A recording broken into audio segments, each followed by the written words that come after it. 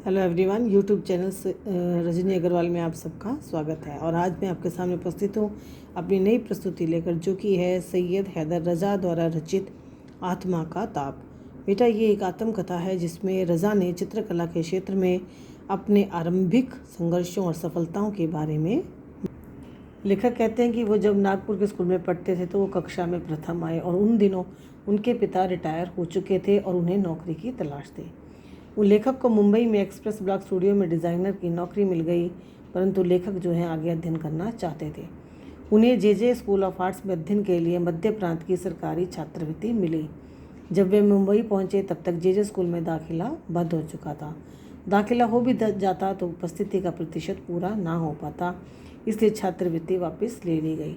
Designer की नौकरी के दौरान उनकी एक टैक्सी ड्राइवर से मुलाकात हुई जिन्होंने उन्हें रहने के लिए जगह। टैक्सी ड्राइवर राफल की टैक्सी में किसी ने एक दिन एक सवारी का छुरा मारकर हत्या कर दी। तब लेखक ने टैक्सी ड्राइवर द्वारा दिया कमरा छोड़ दिया। अब ब्लॉक स्टूडियो के मालिक जलील साहब ने लेखक को आर्ट डिपार्टमेंट में कमरा दे दिया। कुछ महीने बाद उन्होंने लेखक को अपने चचेरे भाई के 6ठी मंजिल के फ्लैट का एक शानदार कमरा भी रहने के लिए दे दिया।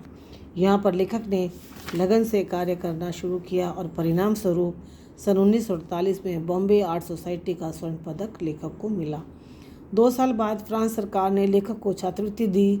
लेखक के पहले 2 चित्र नवंबर 1943 में आर्ट सोसाइटी ऑफ इंडिया की प्रदर्शनी में प्रदर्शित हुए।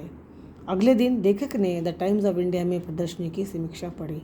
कला समीक्षक रुडॉल्फ वान लेडेन ने लेखक के चित्रों की काफ़ी तारीफ की थी और दोनों चित्र 40-40 रुपये में बिक गए थे। लेखक को एक्सप्रेस ब्लॉक स्टूडियोज़ में 8-10 घंटे रोज़ काम करने के बाद भी इतने रुपए नहीं मिल पाते थे। वेनिस अकादमी के प्रोफेसर वॉल्टर लैंगहैमर ने भी लेखक के कार्य की प्रशंसा की। वियना के एक कला संग्राहक एम्यूनल शेलेसिंगर लेखक के कार्य की प्रशंसा करते थे। प्रोफेसर लैंगहैमर ने लेखक को काम करने के लिए अपना स्टूडियो भी दे दिया। लैंगहैमर द टाइम्स ऑफ इंडिया में आर्ट डायरेक्टर। वे उसके चित्र खरीदने लगे। लेखक भी नौकरी छोड़कर कला के अध्ययन में जुट गए। सन 1947 में लेखक जे स्कूल ऑफ आर्ट्स का नियमित छात्र बन गए। सन 1947 और सन 1948 में 2 महत्वपूर्ण घटनाएं लेखक के जीवन में घटी। एक तो उनके माता पिता का देहांत और दूसरा 1947 में स्वतंत्रता प्राप्ति के बाद देश का विभाजन और महात्मा गांधी जी की हत्या। सन 1948 में लेखक श्रीनगर गए। उस समय ख्वाजा अहमद अब्बास भी वहीं थे। लेखक के पास कश्मीर के तत्कालीन प्रधानमंत्री शेख अब्दुल्ला द्वारा लिखित पत्र था, जिसमें लिखा था कि सैयद हैदर रजा एक भारतीय कलाकार हैं, इन्हें जहां चाहे वहां जाने दिया जाए और इनकी हर संभव सहायता की जाए। पत्र दिखाकर लेखक कश्मीर में सभी जगह बेफिक्र होकर घूमते थे और श्रीनगर की इसी यात्रा के दौरान लेखक की मुलाकात प्रख्यात फ्रेंच फोटोग्राफर हेनरी कार्ते ब्रेजा से हुई। उन्होंने लेखक को सुझाव दिया कि वे सेजा का काम का अध्ययन से देखें व सीखें और मुंबई लौटकर लेखक ने फ्रेंच सीखने के लिए अलियांस फ्रांसे में दाखिला ले लिया। सन 1950 में एक गंभीर वार्तालाप के दौरान फ्रेंच दूतावास के सांस्कृतिक सचिव ने लेखक से पूछा कि वे फ्रांस जाकर कला का अध्ययन क्यों करना चाहते हैं। लेखक ने बताया कि फ्रेंच कलाकारों का चित्रण पर अधिकार है। उसके पसंदीदा कलाकार सेजा, वान गॉग, मातीस, गोगा, पिकासो, शागाल और ब्राक हैं।